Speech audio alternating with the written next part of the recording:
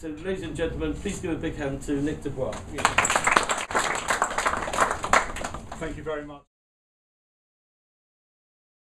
You are now seeing in Parliament a genuine mix of people, many who have spent the vast majority of their adult life working in what I would loosely term, and I hope you'll forgive me for this generalisation, the real world, outside of Westminster. That has produced, I think, a level of maturity of thinking that means Parliament, I hope, will be better as a scrutineer of legislation during the lifetime of this Parliament. And yes, it's true, I'm not a serial rebel. I didn't get into politics just to be a serial rebel, but there was an issue which I felt very strongly about and weighed very heavily, and on one occasion did vote against the government. Right, the European Arrest Warrant. I must confess I was only vaguely aware of it until a constituency case. Any single person here could be extradited from within this country within approximately 30 days if the European Arrest Warrant has its way. It really is as simple as that. No one has to prove anything at that stage. Now that is not an exaggeration. That is quite simply a statement of fact. The European Arrest Warrant was brought in to in fact try and clear up a history where applications for extradition were seriously delayed, but it actually meant dealing with apprehending offenders who had run, you will remember Costa del Sol and all of that, was actually extremely difficult. And this is something we should bear in mind, that the thinking behind a European arrest warrant at the time did make some sense. But it is equally now wrong for people like myself who stand up and challenge aggressively the European arrest warrant to be castigated as being defenders of serial offenders and acting in the interests of criminals. The flaw has been with the European arrest warrant that it has effectively sacrificed the individual's protection, the individual's rights in the interest of establishing a speedy process to allow extradition to happen.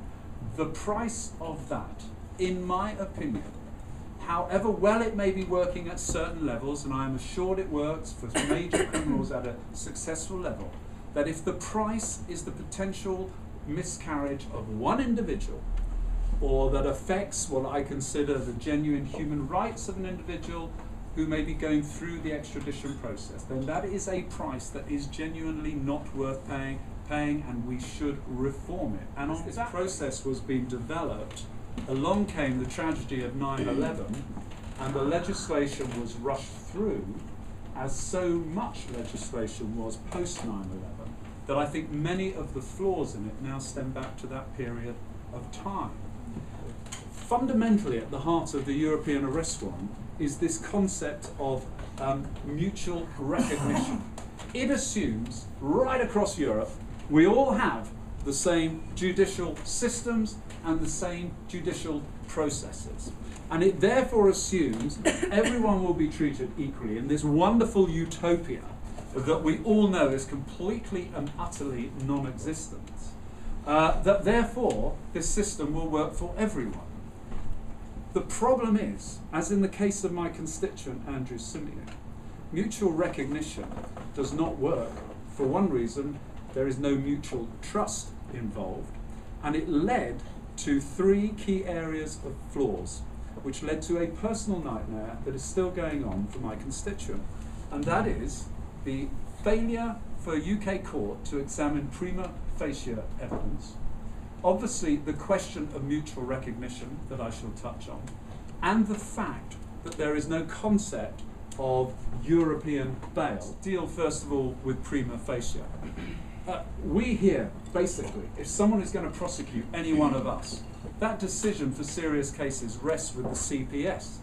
They have to make a judgment on fairness, on balance, on the evidence that is presented for them, and of course, if it is in the public interest to do so.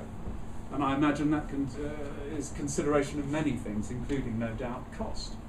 Well, the EAW is quite simply a tick box exercise. What will happen is an application will come through that, so long as it satisfies 32 offences carrying a period of beyond 2 years sentence, should someone be convicted. Quite simply, you just need to know the name, and probably it would help the address of the person who you want to make subject to that European arrest warrant. Fill out the form, send it off, and the starter's gun is off. Conceivably, in 30 days, you could be extradited. It's very, very worrying, because the tick box exercise, interestingly, doesn't even allow for dual criminality. So if it is not a crime here that you are being accused of a crime of doing over there, under the old system you would not have been extradited. Here you would be. It is quite conceivable that that would be the case. There have been 643 cases in 1 year. 699. 699 cases of extradition. And I've only been involved in one, and I can tell you about the pain. Not making any judgment about Andrew's guilt or innocence. That is for a court to do. What I am very quick to condemn is the whole process that he has been through. So having left the country where a crime was committed, or an alleged crime was committed of manslaughter, Andrew was then, out of the blue, issued with a European arrest warrant. He challenged that over the course of a year. Now you may think, well, how does that tie in with the fact that you said he could be out of here in 30 days? Andrew chose, and had the support of his family, to go through our own court system, asking them to challenge the extradition and not extradite. As indeed one of our own courts noted, questionable evidence that had been presented as part of this case. Indeed, Andrew makes it clear that he wasn't even there where the crime was committed. There was questionable evidence about some of the witnesses and the way that the statements were secured when they were actually in Greece, that were then changed when they came back here. These are just matters of fact, and I pass no further judgment on. But all of that was considered, in one court's case, regrettably, completely and utterly irrelevant, as there were no room for manoeuvre for a court to make a judgment about very simple prima facie evidence.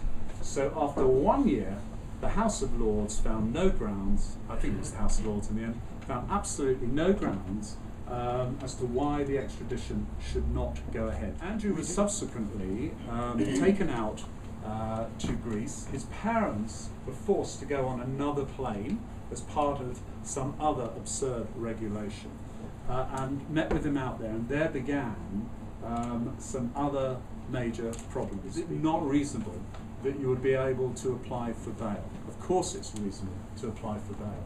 But Andrew, his application for bail was turned down because he was a foreigner.